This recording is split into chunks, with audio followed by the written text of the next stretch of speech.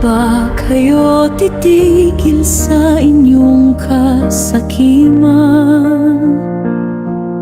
Maraming napinsala, maraming nawasak dahil sa mga proyektong paulit-ulit na palpak.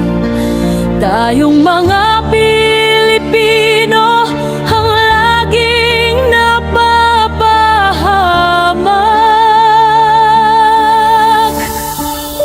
Nalulungkot kami, nagagalit kami, umiyak kami sa mga buhay na nawala, sa pamilyang nawasak, na kahit isang trilyong piso nang ninakaw nyo ay kailanman hindi kayang tumbasan. Hanggang kailan ang mga kurakot sa bansang ito mamamalagi? Hanggang kailan magtitiis ang taong bayan sa mga lider na walang pakialam sa aming paghihirap? Hanggang kailan tayo asa na may bukas pa na darating? Kung ang bawat bagyo ay parang huling pagkakataon na natin, hinubos ng baha ang aming ari-arian, hinubos ng ulan ang aming pag-asa, hinubos ng kalamidad ang aming tapang.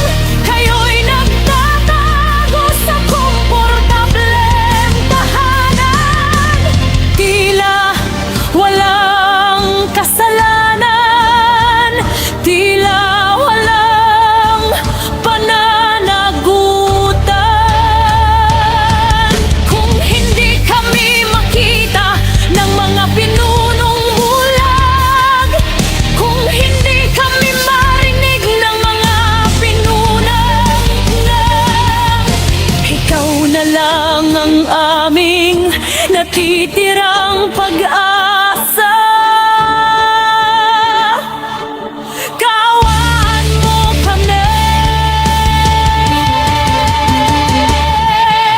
tulungan mo ang aming bayan, iligtas mo kami sa kamay ng kasakiman, bigyan mo ng hustisya ang mga nawala at lakas ang mga naiwan.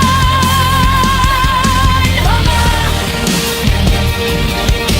Ama, dahil kung patuloy silang mangungulimba, kung patuloy kaming lulubog, kung patuloy na di kami maririnig, baka ito na nga ang huling pagka